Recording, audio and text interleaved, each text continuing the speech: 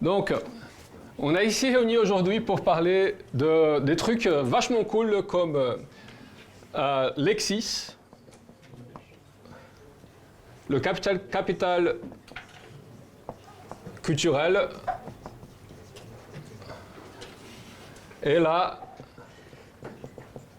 violence symbolique.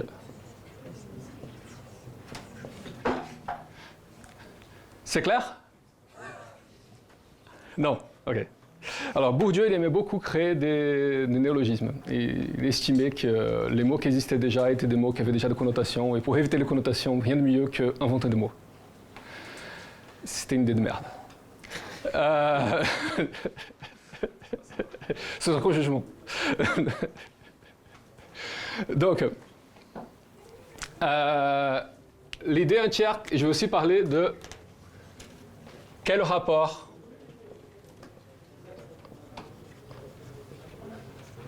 entre ça et agile. Ouais? Et une fois qu'on aurait parlé de tout ça, je vais finir par là. OK? Trust me. Il y a. J'ai quelques disclaimers, quelques spoiler alerts sur ce talk qui sont très importants parce que sinon il y a des gens qui vont m'interrompre au milieu du talk en disant mais... Et du coup, tout de suite, OK, laissons quelques trucs de côté, vite fait. 1, je ne suis pas un sociologue, je suis un geek. C'est point de départ. Ouais. Donc, c'est le sujet qui me passionne. Je n'ai pas étudié ça tant que ça. Je suis juste un amateur de trucs. Ouais. 2, ceci est un modèle. La théorie sociale de Bourdieu est un modèle. Tout modèle est erroné. Quelques modèles sont utiles. Je trouve que ce modèle est utile, mais comme tout modèle, il est erroné. C'est comme ça. Une carte de la France, de la taille de la France, n'est utile pour personne. Il va falloir accepter que les modèles ne sont pas parfaits. 3e disclaimer est très important. Un cours sur Bourdieu va prendre plus qu'1 heure, normalement. Et du coup, à condenser sur 1 heure, oui, cette présentation contiendra des simplifications des fois grossières. Et 4e et dernière disclaimer. Non, il n'y a pas de preuve empirique de tout parce que la sociologie ne marche pas comme ça. Tout n'est pas empirique dans la vie. OK? Une fois que vous acceptez ça, il n'y a pas de souci, entre. Il y a plein de monde qui va entrer maintenant, t'inquiète, tout va bien. Ah oui, le prochain, il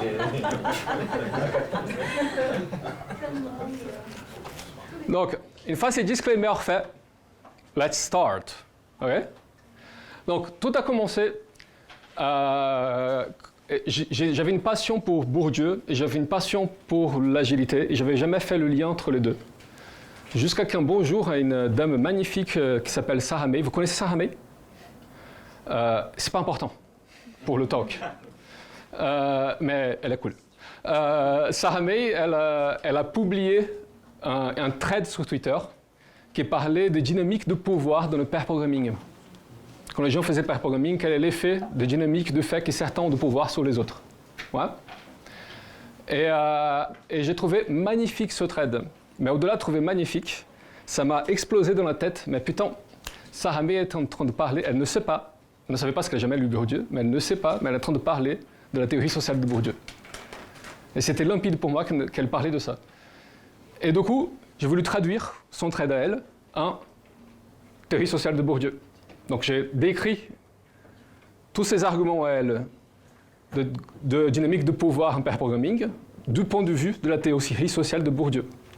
Il se trouve que Sarah May, elle a été basiquement lancée en ligne pour son thread, et moi, on m'a beaucoup apprécié. Même des gens qui ont été en train d'attaquer au même temps Sarah May, qui défendaient que mon thread était cool, alors qu'on arrivait aux exactes mêmes conclusions et que mon thread n'était basiquement qu'une traduction de sien. Je trouvais ça très intéressant. Et on va arriver derrière pourquoi. Et du coup, suite à ça, je commençais à faire ce talk un peu de partout. So, let's start. Bourdieu, il a créé un truc qu'il appelait violence symbolique. De manière très grossière, comme tout dans cette présentation ici, la violence symbolique est une violence que tu fais à toi-même. Une violence que tu fais à toi-même face à quelqu'un qui a une symbolique de pouvoir plus grande que la tienne. Du coup, ça veut dire quoi, ce charabia que je viens de dire? Chaque société, depuis le début de l'humanité, chaque société a une icône dans sa tête de ça veut dire quoi, quelqu'un qui mérite le pouvoir. Ça veut dire quoi, quelqu'un qui endosse l'idéal de dominant. Ouais, on a un idéal dans notre tête de ça. Je pourrais commencer à décrire peut-être, on pourrait dessiner ensemble plus ou moins cet idéal-là maintenant. Peut-être une certaine manière de s'habiller, un certain prix d'accessoires. Rolex? Ouais. Une certaine couleur de peau, un certain genre, une certaine capacité physique. Ouais. Une certaine manière de parler, etc., etc., etc., etc. En fait, on a une infinité de traits qu'on attribue à étant à celui de la personne qui nous semble normal qu'elle soit au pouvoir. Et c'est quelque chose qui nous est inculqué depuis petit. Ce n'est pas quelque chose d'inné, c'est quelque chose qui nous est inculqué depuis le plus jeune âge. Quelque chose qui évolue au fil des âges. Le format exact de cette icône change d'une période à l'autre. Fut une époque, être gros était signe de pouvoir. Il y a quelques siècles. Parce que le travail physique était quelque chose de pauvre, et du coup, le fait d'être gros veut dire que tu pouvais te maintenir sans le travail physique. Ça veut dire que tu es un signe de statut en soi, être gros. Aujourd'hui, avec la malbouffe, etc., être gros est signe de manque de pouvoir. Ouais. Parce que un pauvre peut être gros très vite. Tandis que les riches ont du temps pour aller à la gym. Ouais. Et du coup, on renverse l'icône lui-même. L'icône évolue au fil des siècles. Ouais. C'est que ça veut dire, l'icône dans notre tête, ça veut dire être puissant, évolue au fil des siècles. Mais il est basiquement homogène. Il est fait pour une infinité de traits. Tous ces traits-là sont là. Et l'idée est, chaque petit trait que tu portes en plus, que tu approches de cette icône, fait que tu es plus proche aux yeux des gens de quelqu'un qui mérite le pouvoir. Et chaque petit trait de moins fait que tu t'approches aux yeux des gens de quelqu'un qui ne mérite pas le pouvoir. Jusqu'à là, ça fait sens? Ok. Si ça ne fait pas sens, vous pouvez m'interrompre. Vous pouvez lever la main, des choses comme ça, ou faire comme ça. Un truc comme ça. Ok. Et du coup, problème étant, quand tu es face à quelqu'un qui a plus de traits que toi, tu es conditionné à te soumettre à cette personne. Et quand tu es face à quelqu'un qui a moins de traits que toi, tu es conditionné à le voir de haut. Et comme tout le monde est conditionné comme ça, ben c'est bien fait en fait. Il y a toute une échelle de pouvoir qui est créée entre les gens différents de leur truc. Et du coup, je pourrais avoir beaucoup plus de traits, même en n'étant pas nécessairement beaucoup plus riche, et avoir l'ascendance aux personnes qui ont beaucoup moins de traits, même cette personne normalement aurait beaucoup plus de pouvoir social que moi. On a une hiérarchie qui n'est pas exactement la hiérarchie de pouvoir de la société. Enfin, c'est la hiérarchie de pouvoir de la société, mais pas celle qu'on a en tête quand je dis ça. Ouais. Et dans cette hiérarchie-là, tu te soumets. Et c'est là où c'est drôle, ou pas. C'est que la violence symbolique est une violence que tu fais à toi-même. Je disais ça au départ. Ouais? Tu es conditionné à le faire. Donc la personne qui bénéficie de la violence symbolique n'a pas conscience de la violence symbolique. Plus on a de traits, moins on la vit. Plus on a de traits, moins on la voit.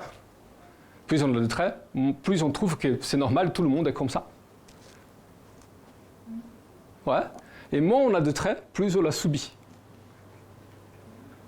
Du coup, la personne qui est opprimée dans l'hiérarchie de la violence symbolique cette personne-là, elle est condamnée non seulement à subir l'oppression, je vais écrire ça. L'oppressé. Cette présentation contiendra des erreurs de français. L'oppressé, il est condamné à subir l'oppression,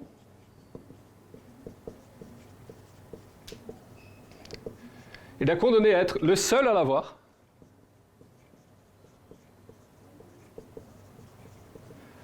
à avoir l'onus, le poids, à avoir le poids de l'exécuter. Non seulement il subit l'oppression, mais c'est lui qui a la charge d'exécuter l'oppression. C'est lui qui bénéficie de l'oppression, il n'a même pas à se fatiguer à oppresser l'autre.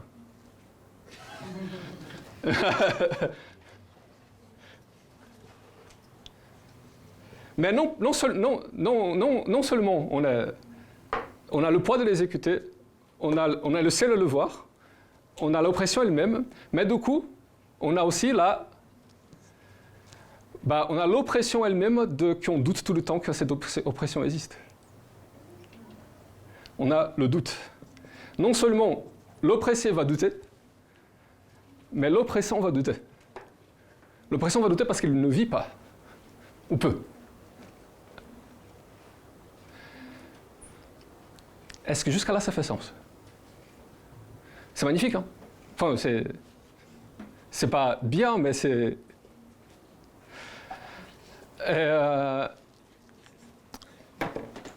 Et du coup, qu'est-ce qui arrive? On engendre cette ignorance acquise de l'oppressant. Jusqu'à là, ça va? Donc, ça, c'est la violence symbolique. On va sauter de là. Bourdieu, chacun de ces traits-là, dans la théorie sociale de Bourdieu, il n'a pas eu que ces trois-là, il y a eu plein, j'ai choisi trois. Okay. Ce qu'il essaye de montrer, c'est chacun de ces trois-là qu'on peut entrer en détail, il y a tout un univers dedans de systèmes oppressifs, et chacun interagit avec l'autre, qui a tout un autre univers dedans de système oppressif, et tout ça, c'est enrichir les uns les autres pour former une espèce de spaghetti gigantesque d'univers oppressif.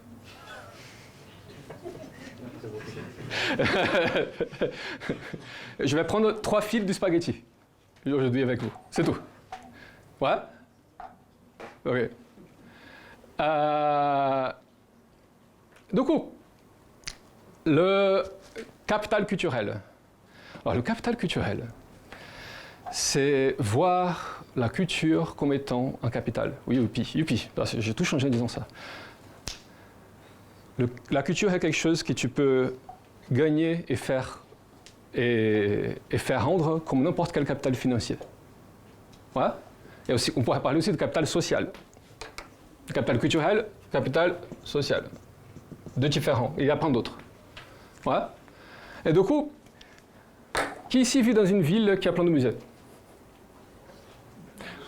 Ok. Et du coup, quand vous essayez d'aller dans un musée, on a vu qu'il y a beaucoup de musées, va finir pour s'en foutre si tout le monde comprend l'exposition. Va finir pour avoir des expositions qui ont un niveau minimum de connaissances pour pouvoir vraiment profiter de l'exposition, ouais, qui n'est pas vraiment accessible à tout le monde. Donc quand vous entrez dans cette exposition-là, si vous n'avez pas le minimum de culture, ça vous dit rien. Ouais. Quand la ville a un seul musée, en général, elle est vide. Ouais. Donc,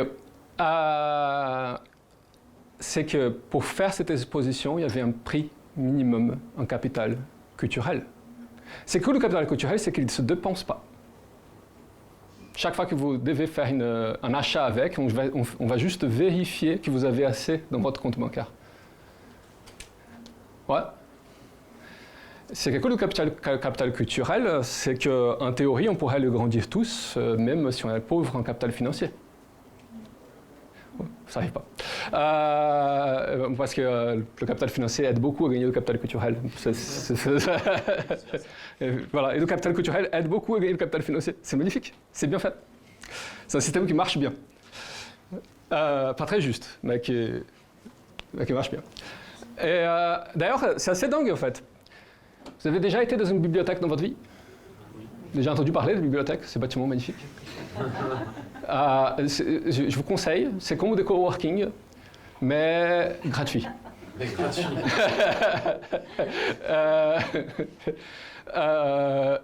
Et du coup, c'est que dingue. Il y a plein de livres aussi, au passage. Et le truc, n'importe qui, en théorie, pourrait, même un mendiant, pourrait arrêter, aller dans une bibliothèque et commencer à s'éduquer. Vrai ou faux? Énormément de gens, d'ailleurs, c'est un autre problème, énormément de gens dans des cités aujourd'hui. Vous avez déjà vu ce film magnifique, La Haine? Ouais, ça retrace ces trois pauvres gars en cité qui se font chier la journée entière. Ouais. Un des points forts du film, c'est à quel point ils se font chier, en fait. Et te montre cette personne qu'elle a à être debout et discuter entre eux au milieu de leur cité sans rien foutre la journée entière parce qu'ils n'ont rien à faire. Parce que quand tu n'as pas d'argent, c'est dur de trouver quelque chose à faire, en fait. Et ces trois personnes-là ne vont pas à la bibliothèque. Pourquoi ils ne vont pas à la bibliothèque? Parce qu'ils n'ont pas le capital culturel nécessaire pour aller à la bibliothèque. Il y a un prix, les amis. Et pour certains, le prix est même de savoir que tout le monde peut aller à la bibliothèque gratuitement. C'est déjà un morceau de capital culturel. Ouais. Et du coup, c'est assez cool. Le capital culturel t'ouvre plein de portes. Plein de trucs où la base est d'avoir déjà savoir quelques trucs. Et le capital culturel change comment tu perçois le monde. La manière même, quand je te montre un objet quelconque, si tu as avec plus de capital culturel, tu n'as pas la même lecture de cet objet. Ouais? Et d'autres personnes qui ont autant que toi vont avoir cette lecture que tu as eue, et d'autres n'auront pas. C'est comme ça sépare les gens. Ouais? Et le pire, c'est que du coup, quand tu es capable de reconnaître, avec ton capital culturel, tu vas connaître de lire cet objet et voir plein d'autres choses que d'autres n'auraient vues. Quand tu dis que le ciel n'est pas bleu, mais c'est celluréen. Ouais? Quand tu es capable d'avoir le partage avec d'autres de ça, bah, c'est quand même plus simple de discuter avec quelqu'un qui a un capital culturel proche de tien que quelqu'un qui a bien moins que toi. Ouais? Vachement plus simple. Face à mon effort. On économise la charge cognitive. Donc on va ouvrir plus de portes à des gens qui ont un capital culturel égal ou supérieur au nôtre. Ouais? C'est cool. Et un truc génial au capital culturel, c'est que quand tu interagis avec quelqu'un qui a un capital culturel plus grand que le tien, tu es conditionné à faire une violence sur toi-même et croire que cette personne est plus intelligente que toi. Quoi? Quand tu interagis avec quelqu'un qui a un capital culturel plus grand que le tien, tu commences à conditionner, rien de ça n'est 100% de temps tout le temps, mais tu es conditionné à te voir comme plus petit. Tu vois une petitesse en toi-même face à cette personne. Ouais? Et du coup, tu vois la personne comme est probablement et en raison plus fréquemment, même sur un sujet où la personne ne connaît rien. C'est-à-dire que tu as un capital culturel plus petit que cette personne, tu es en train de parler dans une zone qui est par contre ton expertise, et la personne ne connaît rien de ça. Il se peut que tu considères que cette personne a probablement plus raison que toi. Ouais? Du coup, une belle manière de parler de problèmes de violence dans le pair programming tout en faisant taire tout le monde qui te critique, c'est le mettre sous le prisme de Bourdieu, par exemple, et se donner toute une échelle de capital culturel plus grand qui te fait briller en société. Et donc,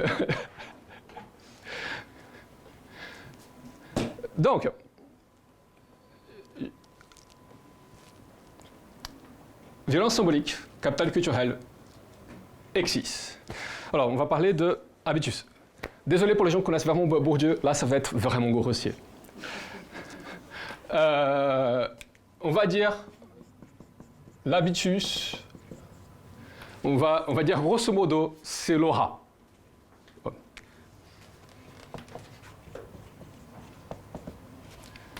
Aura, A-U-R-A, aura, tu vois.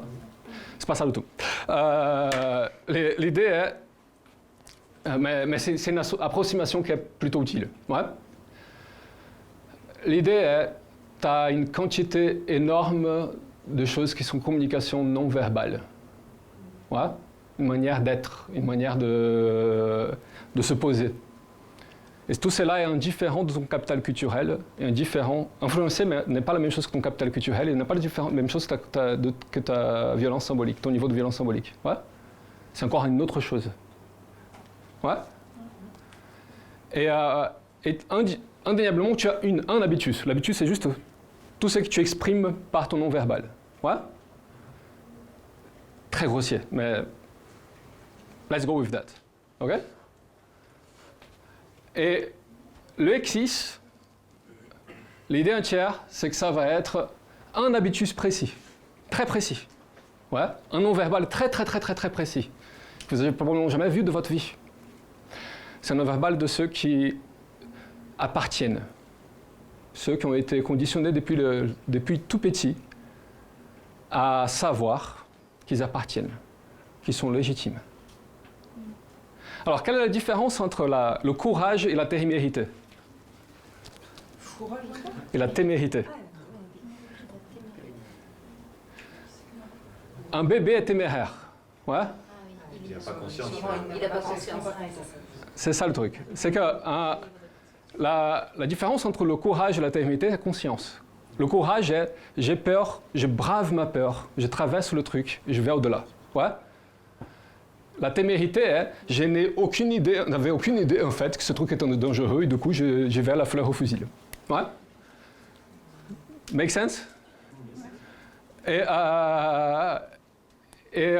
du coup, l'ex6 est à la confiance en soi, c'est que la témérité est au courage. Ouais? La confiance en soi, c'est tu te poses la question, suis-je légitime? Et la réponse est oui. Ouais, ça c'est la confiance en soi. L'ex6, c'est je ne comprends pas pourquoi les gens se posent cette question. Ça n'a pas de sens. La question n'a pas de sens. Ouais. Et c'est un truc dingue, l'ex6. Dingue, magnifique. C'est que du coup, si tu ne sais pas pourquoi les gens te posent cette question, tu ne te poses pas cette question. Du tout. Et du coup, chaque situation, un être humain normalement constitué saurait poser la question, franchement, est-ce que j'ai les épaules pour être président d'un pays? Quelqu'un qui a un X6 ne se pose pas cette question. Il arrive et dire, bah, pourquoi pas moi? Allez, en faisons ça. Ouais. Et c'est ça qui est génial. C'est ça qui est génial. Parce que la société a une tendance à fermer plein de portes basées sur une notion un peu bancale de confiance en soi. Ouais. Alors, moi, je peux rien. J'étais moi-même conditionné depuis mon plus jeune âge à comprendre par le monde entier, pas que par ma famille, par tout le monde entouré de moi, que j'appartenais, que j'étais légitime, que j'étais bien. Ouais, c'est comme ça. Et c'est une vie très confortable, je vous conseille à tous. Et si vous pouvez choisir, c'est mon choix. Et le truc est, avec une amie à moi, il y a quelques années de ça, on entrait dans un centre commercial. Et elle va directement, non mais attends, il faut montrer notre sac aux gardes. Et à ce moment-là, j'ai passé centre commercial tous les jours. Et à ce moment-là, j'ai découvert l'existence du garde. J'avais jamais vu le mec. Il était là, tous les jours sûrement. Mais j'avais jamais vu le mec. Et ça m'a... Je ne voyais pas l'idée de pourquoi je voulais montrer mon sac à lui. Enfin, tu vois, il n'a pas demandé, il ne m'a pas interpellé, j'ai juste entré dans le truc. Il me semble que plein de gens étaient arrêtés. apparemment. Grande surprise pour moi. À un moment, on était dans un restaurant, on s'assoit, et je lui dis, elle dit, tu vas manger quoi? Je dis, non, moi, j'ai pas faim, je vais juste prendre un verre d'eau. Elle dit, mais on va se faire jeter. Je dis, pourquoi? Pourquoi on le jetterait juste parce qu'on ne va pas consommer, quoi. C'est quoi cette idée? Je vais prendre juste un verre d'eau. J'ai navigué dans une ignorance complète du fait que plein de gens se posent plein de questions tous les jours sur est-ce que ce que je suis en train de faire va me faire être jeté d'ici? C'est une question que je ne s'est jamais posée dans ma tête. C'est une témérité. Le truc, c'est très pratique. Parce que le garde, lui, ne m'arrêtait pas non plus. Pourquoi le garde ne m'arrêtait pas non plus? Parce qu'il sentait que vous n'aviez pas... Parce que tout mon non-verbal était un non-verbal de quelqu'un qui appartenait. Ouais. Et en fait, quand tu es en train de... tous les jours, nous sommes en train d'essayer de processer une quantité d'informations gigantesque et du coup on prend de raccourcis parce qu'on est feignant. Et du coup, le garde, il est en train de regarder des centaines de personnes qui entrent. Il essaye de voir qu'est-ce qui sort de la normale. Ce qui sort de la normale, c'est des gens qui sont en train de se poser de questions. Ouais. Ou qui sont de certaines couleurs. Et donc, le faire là. Et du coup, ce qui arrive, c'est quoi? Le fait même que tu te poses des questions te fait hésiter, te donne un non-verbal qui montre cette hésitation. Nous, on se conditionne à regarder ce non-verbal comme étant cette personne est faible. On se conditionne à regarder le non-verbal de quelqu'un qui n'est pas en train d'hésiter comme disant que cette personne, elle me transmet de la sécurité. Je me sens safe avec. Elle sait qu'est-ce qu'elle est en train de faire.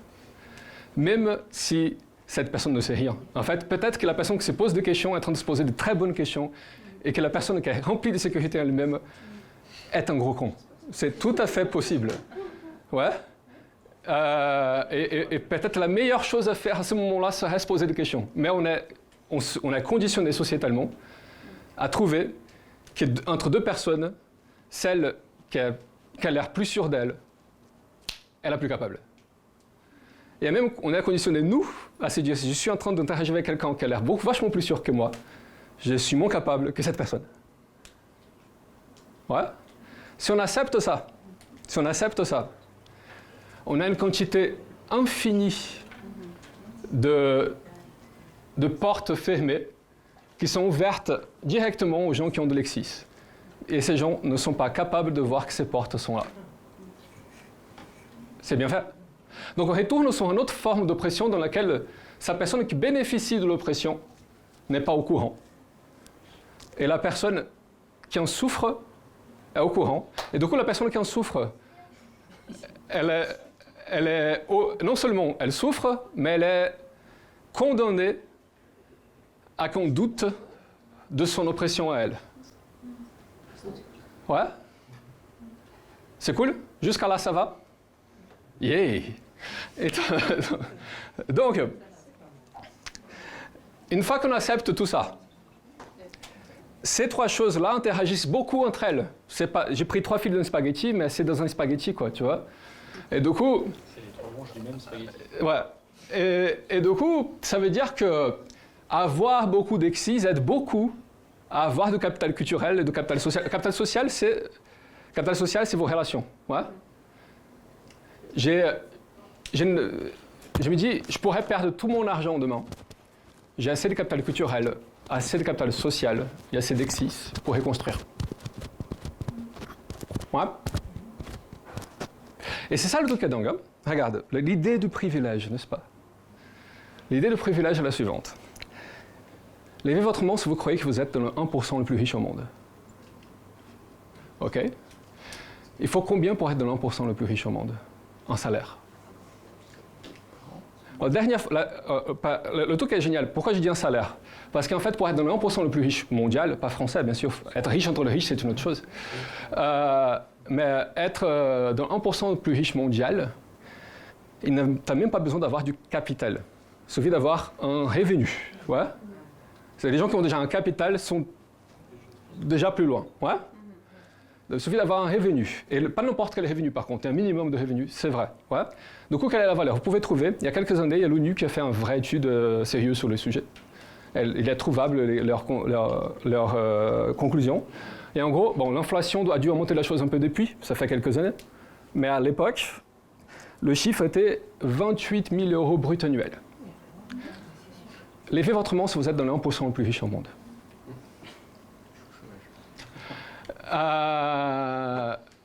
Donc, ça veut dire que, bienvenue, 6 milliards 900 millions de personnes au moins sont plus pauvres que vous. Ouais. C'est bien, hein? C'est bien. Et le truc, le privilège, il se maintient dans son ignorance. Ouais. Ce n'est pas une grande tentative de plan de monde à faire, de l'univers entier a fait une grande conspiration qui va maintenir l'ordre des structures de pouvoir. C'est en fait bien mieux fait que ça compte sur l'ignorance des gens et la fainéantise des gens, qui nous fait dire non mais il y a toujours beaucoup plus riche que moi. Ouais. Si on accepte ça, on vient plus ou moins à un point central de mon talk tout entier, qui est le suivant.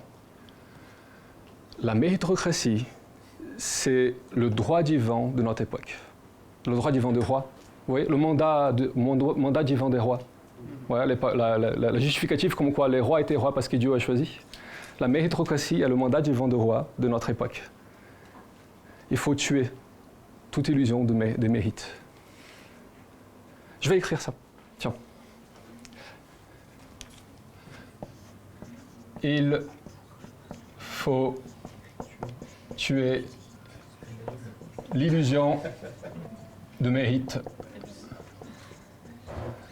La méritocratie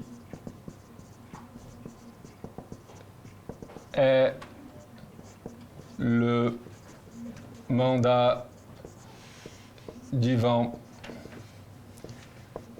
des rois. C'est une grosse mensonge qu'on raconte à nous-mêmes pour pouvoir justifier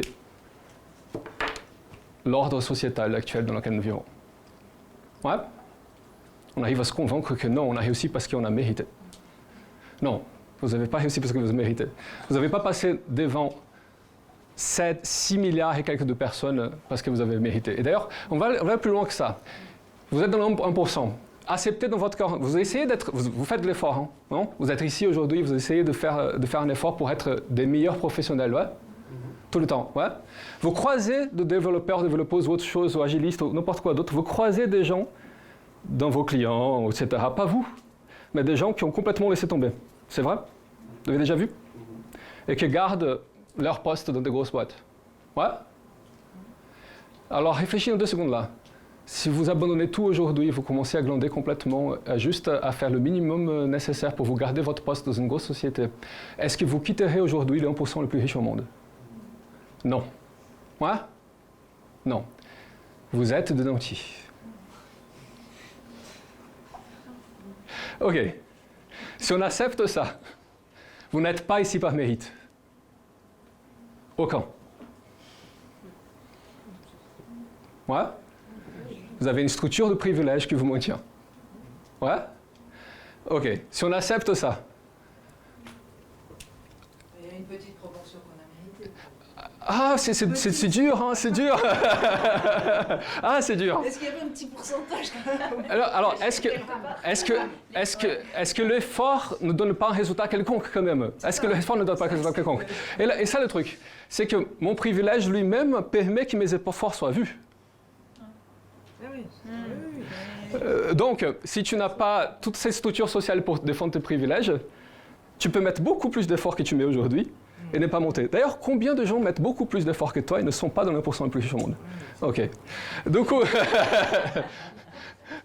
coup, c'est pas que l'effort n'a pas de conséquences. Ouais? C'est pas que l'effort n'a pas de conséquences. Mais déjà, faire voir l'effort requiert privilège. C'est un effet de levier énorme en fait. C'est ça. Ouais? Et le privilège garantit que tu peux arrêter de faire de l'effort aussi. et ça va plus ou moins marcher pour toi. Ouais? Donc tu es dans une caste sociale. Bienvenue. Si on accepte ça,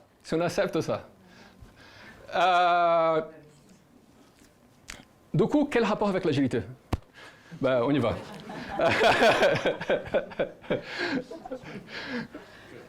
Donc, l'agilité a été créée dans les années 90 et formalisée en 2000 un snowboard dans une montagne avec 17 mecs blancs 6 hétéros, c'est ça? Et vieux. Non, pas tous vieux, mais ils sont maintenant tous vieux.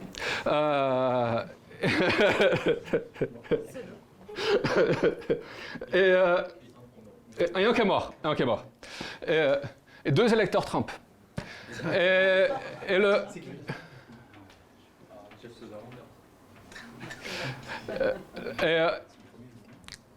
Et du coup, l'agilité était créée comme ça, par un ensemble de nantis. Ouais. Pour un ensemble de nantis.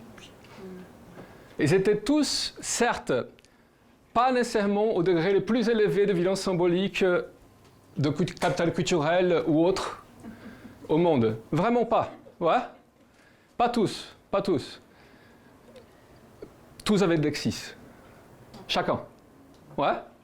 Quelle est la probabilité que ce groupe très homogène de personnes puisse avoir créé un système de valeurs et d'organisation, de principes et de processus qui puisse mettre ça à bas? 0. Quelle est la probabilité qu'ils puissent avoir créé un système de process, de valeurs qui ne bénéficie pas énormément de ça? 0. Ils vivent dans une ignorance de leur propre mérite, une ignorance de leurs propres privilèges. Ouais? Ok? Si on accepte ça, croire qu'on a créé un système qui puisse être un peu plus juste avec l'agilité est une illusion de nantis. Ouais? Et du coup, qu'est-ce qui se passe avec l'agilité quand on est en train de faire travailler ensemble des gens qui n'ont pas de niveau similaire de tout ça? Le spaghetti commence à influencer beaucoup. C'est là où on revient aux dynamiques de pouvoir dans le pair programming. Vous vous souvenez que je parlais de ça au début? Ouais. Et du coup, quand tu es en train de faire du pair, tu vois, tu es en train de travailler en pair avec quelqu'un, et que cette personne, tu considères qu'elle a beaucoup plus de violence symbolique que toi, qu'est-ce qui se passe? Tu n'as pas force de proposition au moment du pair programming. Tu peux être, mais un truc qui se passe, c'est quoi? Tu es en train de programmer avec ton chef, en fait. Ouais? Et là, certains d'entre vous vont commencer à se dire au fond de leur cœur quelque chose que je me disais moi-même il y a quelques années. Et alors, mais je veux dire, j'ai déjà programmé plein de fois avec mon chef. Aucun souci. Oui, forcément. Ben, ouais. En fait, j'ai jamais eu de chef. J'ai des gens qui payent mon salaire, mais j'ai jamais eu de chef. Ouais? Parce que j'ai toujours été avec des gens qui ont des niveaux très similaires de ça que moi. Ouais? Et du coup, oui. Horriblement. On va arriver en version de violence symbolique, tu vas voir. Parlons de ça, en version de violence symbolique. En version de violence symbolique, juste parenthèse, parce que j'aurais dû dire ça à la violence symbolique, c'est quand tu décides exprès d'inverter et de prendre un symbole de plus faible pour gagner de la force. C'est-à-dire que le violence symbolique, tu prends des traits du puissant. Et si tu prends des traits de pas puissant, bah, tu deviens moins puissant. Les gens se frappent moins devant toi. Ouais? Ouais? Mais tu peux inverser. Si tu as assez de privilèges, si tu as assez de violence symbolique, si tu as assez de capital culturel, si tu as assez de tout ça, tu peux venir habillé comme un clodo. Et ça a quand même de l'effet. Ça a de la gueule. D'ailleurs, et le truc est génial. Moi, j'ai passé plusieurs années de ma vie, d'ailleurs les années exactement de 2010 à 2015, habillé tous les jours en costard-cravate. J'adorais les costumes. J'adore les costumes d'ailleurs. Je me sens bien dedans. Et un truc, dès que j'ai commencé à utiliser des costumes, je me suis rendu compte viscéralement de cette violence symbolique accrue, c'est qu'à partir de ce moment-là, j'ai marché dans la gare de Lyon, j'ai marché par erreur sur le pied d'un policier, et il s'est excusé. Et le truc,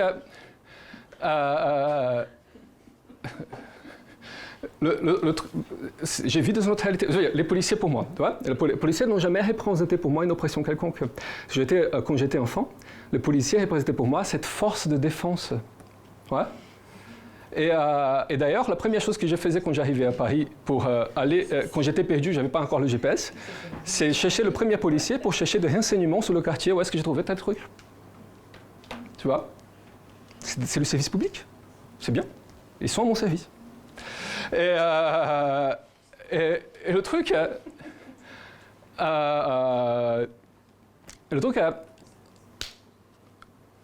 en réduisant ça, en se pointant avec habillé comme un clodo, quand je vais bosser, à un certain groupe de personnes, on appelle ça un champ, un certain groupe de personnes, je suis beaucoup plus approchable que quand je suis un costard. Et un autre groupe de personnes, quand je suis moi comme ça, et mes collègues tous en costard-cravate avec moi, ils sont l'accessoire le plus cool de mode. Je fais une inversion de violence symbolique. J'utilise le trait de dominer pour dominer des gens. Ouais. Et ce qui est génial, c'est qu'on appelle ça l'appropriation culturelle. Il y a plein de choses par lesquelles les Noirs sont punis pour utiliser des formes de cheveux, certaines formes de mode, que des personnes avec beaucoup plus de violence symbolique peuvent porter et en gagner des bénéfices. C'est bien fait. Et du coup, parenthèse fermée, retour. Quand tu es en train de pérer avec quelqu'un qui a une violence symbolique beaucoup plus grande que toi, ou un capital culturel beaucoup plus grand que toi, qu'est-ce qui se passe? Tu es en train de pérer avec ton chef, mais tu n'as jamais eu de chef. On a dit ça, on n'a jamais eu de chef. En fait, tu n'as jamais eu de chef parce que tu as toujours travaillé avec quelqu'un qui a un niveau pareil. Du coup, je vais exagérer un peu. Ouais? C'est grossier, si je veux dire, mais la personne qui va avoir moins de tout ça, qui perd avec toi, elle est en train de condamner à se frapper tout le temps quand elle te voit. Ça va mieux? Du coup, qu'est-ce qui se passe quand tu es en train de périr avec quelqu'un qui est en train de se frapper tout le temps qu'on perd avec toi? On a une soumission. Qu'est-ce qui se passe quand on est censé être deux pères et qu'un de deux est en train d'assumer? Tu as perdu le père programming en fait. Complètement. Complètement. Ouais? Et si tu ne mets pas quelque chose en place pour pouvoir déconstruire ça, pour pouvoir changer ça, et je suis en train d'exagérer beaucoup, c'est très grossier tout ce que j'ai dit là. Ouais? Faut le voir un peu dilué. Enfin, imaginez la version un peu homéopathique de tout ce que j'ai dit, parce que j'ai grossi. Quand je parle vraiment de violence physique, de se frapper, etc., on n'est pas à ces niveaux-là, on est à moins. Mais c'est une image. Ouais? OK? Quand tu crées ce rapport qui est un rapport de domination, ben, toute l'agilité tombe. Le pair programming, c'est censé être une co-création à même niveau. Mais si un des deux est soumis, on n'a plus une co-création au même niveau. On a quelqu'un qui domine quelqu'un d'autre, et du coup, il y a quelqu'un qui va dominer la session entière. Ouais? Qu'il ait envie ou pas, d'ailleurs. Ouais? Et il ne va pas s'en rendre compte. Il ne va pas se rendre compte qu'il domine, en plus. Ouais? Peut-être qu'il se rend, peut-être que non. Mais tout à fait plausible que la personne ne se rende même pas compte qu'elle domine. C'est ça qui est génial. Ouais? Et une rétrospective. Ah tiens, une rétrospective. Et on va regarder vers l'arrière pour essayer, sans tabou, sans jugement, sans pointer le doigt. Ouais?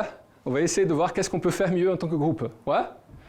On essaye de faire ça, mais quelqu'un dans la pièce est en train de se frapper. Ouais? Ça marche? Non, c'est ça. Ça marche pas. OK. Un planning. On va décider qu'est-ce qu'on va faire tous ensemble. Ouais? C'est auto-organisation. On va tous ensemble décider qu'est-ce qu'on va faire tous ensemble. Vote égal. Tout le monde même pouvoir. S'il y a quelqu'un qui se frappe au milieu, ça ne marche pas. Ouais? Le rapport de l'agilité avec la théorie sociale de Bourdieu, c'est que l'agilité a été créée très naïvement vis-à-vis de la théorie sociale de Bourdieu. Ouais? Créée par des gens qui étaient très homogènes. dans le truc. Et du coup, vous me dites, bah Roméo, du coup, c'est beaucoup plus simple, il suffit d'être homogène, et ça marchera. Ouais. Résolu. Résolu. Il suffit d'être très homogène, ça marchera. C'est pour ça que les gens recrutent des gens qui leur ressemblent. C'est pour ça d'ailleurs que les gens écoutent des gens qui leur ressemblent. Ouais.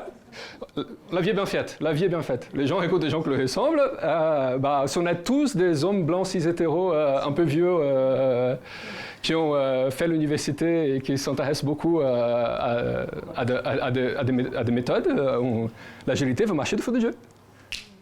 Mais si tu fais ça, tu perds ta vie en symbolique, tu ne peux pas imposer ta vie dans Déjà, ok, point. C'est-à-dire que déjà, tu peux avoir envie de dominer les gens, c'est que dégueulasse. Mais...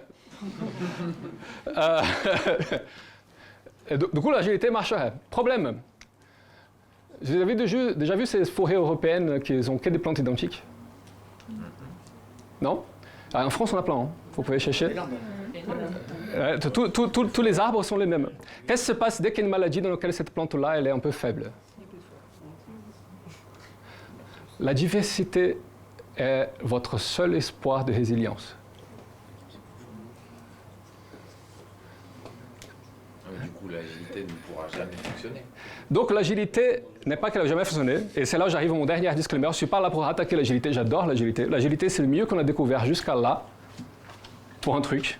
Et le grand point aveugle de l'agilité, c'est comment on prend en considération nos diversités dans l'agilité. Ouais? Et c'est le grand point d'évolution prochain. Et il faut qu'on construise ça. Et du coup, une question qui vient à ce moment-là en général est « Cool, Roméo, tu es en train de donner un talk sur ça, du coup, ça veut dire que tu vas nous donner une solution. » Ouais? Mais il y a un truc qui est marrant, c'est que je suis homme blanc, cis, hétéro, avec un exil gigantesque et un privilège de dingue. Si je vous crée une solution à ce problème, quelle est la probabilité qu'elle marche? Ça va t'arranger, toi. Voilà, elle va m'arranger moi, mais avec toute la bonne volonté du monde, je ne crois pas que je ferais mieux que les 17 mecs hommes blancs, cis, hétéros qui ont créé l'agilité. Ouais? Ok. Et du coup, on dit, ok, Roméo, on comprend. On va pas te faire créer ça parce que t'es con. Prenons du coup des minorités pour le faire. Du coup, il y a un truc qui est sympa, c'est que l'oppressé, il a l'onus de subir l'oppression. Il a c'est le seul à avoir son oppression. Il a le poids d'exécuter son oppression. Il a le doute.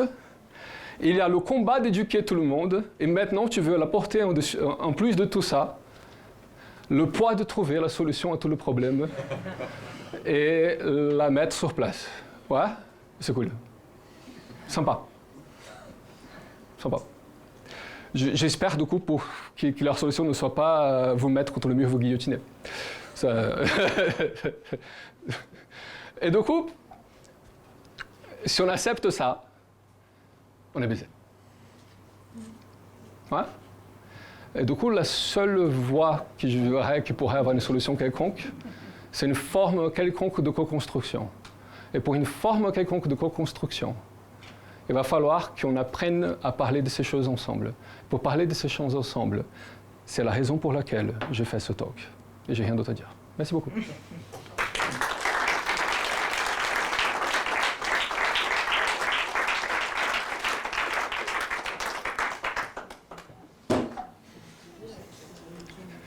Il y a des questions? Parce qu'on a 10 minutes. Mais si on est dans la co-construction, il y a toujours le risque d'avoir... Oh oui! Du coup, oui, comment construire alors qu'on a ça? J'ai pas de réponse, mais j'aurais dit, puisque tu me demandes, j'aurais dit, on va échouer. Ouais? L'agilité nous aide à ça d'ailleurs, nous aide à avoir un processus, on est en train d'itérer sur les trucs, on ne sait pas trop où on va aller, mais on y va. Ouais? Du coup, on a quelques outils déjà pour faire ça. OK, on est mal barré, mais on a quelques points de base où au moins on a le vocabulaire commun, on peut arriver, tu peux maintenant, si on travaille ensemble, tu peux me dire, Roméo, en fait, là, le problème est ton capital culturel. Ou Roméo, là, ton problème est ton exil. Ou Roméo, là, le problème est ton truc. Ouais. Et du coup, si tous les deux, on commence à construire une solution, et cette co-construction, elle part au moins de ce constat de départ. Au moins, minima, je ne suis plus à douter de toi. Ouais. Il faut accepter aussi à se remettre en cause et dire que ton existe en fait. C'est ça. Et donc, je suis plus à douter de toi. Je suis à dire, ok, il se peut. Il se peut.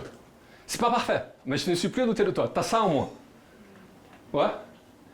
Et maintenant, on va galérer ensemble, plutôt que toi qui essaies de galérer tout seul et me convaincre. Ouais. Je ne vois pas de meilleure solution qu'on va galérer ensemble. Et parfois, si tu fais du... Vas-y, vas-y. Si tu fais du performing, tu peux parler de ça? Ben, je parle de ça. Et je trouve utile, jusqu'à là. Après, j'ai un autre conseil pour les gens qui sont oppressés, mais c'est un conseil qui vient d'un oppressant. Les gens oppressants sont d'une solidarité énorme. Vous grattez quelque chose de ne pas être entre vous. Créez des réseaux de gens oppressés. Conspirez. C'est cool. Ayez des alliés entre vous. C'est pas sale. J'aide des gens tout le temps. Tu vois, il y a des gens qui sont de mon niveau d'oppression, qui m'envoient de messages juste pour « Hey, je voulais avoir ton opinion sur un sujet ». Ça arrive tout le temps. C'est un boulot à part entière. Faites ça entre vous. Et à nouveau, c'est un conseil de quelqu'un très oppressant. Peut-être que vous n'avez pas le temps, que vous avez déjà tout ça, vous prend toute votre vie, etc. Et qu'il n'y a pas tout ça, quoi. Hein? Et qu'il n'y a pas capital culturel, le capital social. Ouais. Voilà. Donc c'est peut-être peut-être très naïf, probablement très naïf comme suggestion. Mais je me dis que finalement la sororité entre les femmes est déjà cool. Ça, tu vois, c'est une idée pas mal. Et voilà, le même versus tous les autres. Mais vous pouvez traduire femme par noir, par tout, etc. L'idée est là. Ouais. Ok. Une autre question? Comment en ce moment, on parle beaucoup de syndrome de l'imposteur, etc. Est-ce que c'est quelque chose que tu peux expliquer avec ça, ou c'est quelque chose qui est totalement à part, quelque chose qui n'a pas de sens? Pour moi, c'est quelque chose qui est complètement à part. C'est pas exactement ça. En fait, et c'est là au point exact. Il y a des gens qui regardent ça et pensent syndrome de l'imposteur, et des gens qui regardent ça et pensent biais cognitif. Et c'est là où on doit avoir la différence entre psychologie et sociologie. Ouais. Ceci n'est pas pour expliquer un comportement individuel, mais un comportement de masse. Ouais. Et ceci n'est pas un tas de biais cognitifs. Les biais cognitifs sont psychologiques, sont au niveau d'individus. Tandis que ça, c'est au niveau d'une grande foule. Ouais. Faut le voir à cette échelle-là. Alors, il y a des gens qui vont dire, mais Roméo, du coup, finalement, la sociologie n'est pas qui est la psychologie à l'échelle. Et je dirais, ça, c'est un débat. Rédaction de bac. Vous avez 5 heures. Et Louis d'abord. Est-ce que Bourdieu était un mâle blanc hétérosexuel occidental? Oui. Et donc, tout ce qu'il a mis en place comme concept est très certainement... Tenté. Sûrement. Avec nous autres, Mais... on pense à l'Inde, à la Chine. Est-ce que ce modèle-là, finalement, est complètement décalé? Je n'ai aucune idée. Mais je crois que ce modèle se tient beaucoup la route un peu partout. Mais je suis un homme blanc cis hétéro. Il y a un truc, c'est que le métier de sociologue, par définition, le but c'est de prendre en compte ces biais en faisant l'analyse. Comme quand tu fais une expérience scientifique, tu veux mesurer tes effets de bord et qu'est-ce qui va déconner. Par contre, c'est pas parfait. il y a des violences sociales qui sont différentes. Alors, est-ce que leur comportement c'est exactement le même que le nôtre? Sûrement non. Est-ce que leur icône de c'est quoi le dominant est exactement le même que le nôtre? Peut-être pas. Mais est-ce que ça tient quand même pas la route? Je crois que oui. Et est-ce qu'il n'y a pas d'autres fils dans leur spaghetti qu'on n'a pas? Peut-être bien. Ouais. Je vais certainement dire une connerie, mais quel est l'intérêt pour un blanc quarantenaire, cisgenre, tout ça comme moi, qui suis dans l'agilité, et pour qui je suis avec mes copains blancs, cisgenre, quarantenaire, et qu'on fait l'agilité, et que tu as dit que ça marchait, puisqu'on était entre nous et tout ça, et que ça marche. Et puis, a priori, notre forêt, pour l'instant, elle tient debout. Et, pour le moment, ça va. Voilà. Jusqu'à là, tout va bien. T'as déjà vu le film La haine? Ok. Non, mais eux, ils sont pas cisgenre, quarantenaire, blancs. Ouais. En fait, c'est souvent. N'importe qui va arriver à le faire en ayant une diversité plus grande va vous écraser complètement. Les gens, merci. On peut discuter après. Au revoir. Dernière question. Un livre a commencé à vous conseillez pour commencer Bourdieu, pour les gens qui ont... Alors, un livre qui ne parle de basiquement rien de ça, mais que j'adore, c'est la... Ah, attends. C'est lui qui parle de la capitale culturelle un peu, mais il parle de goût. Le goût et avant tout le dégoût, c'était la... Hein? Le goût, c'est le goût, c'est le goût de goût. C'est la différence, la dissociation, la distinction. La distinction. Merci beaucoup. Au revoir.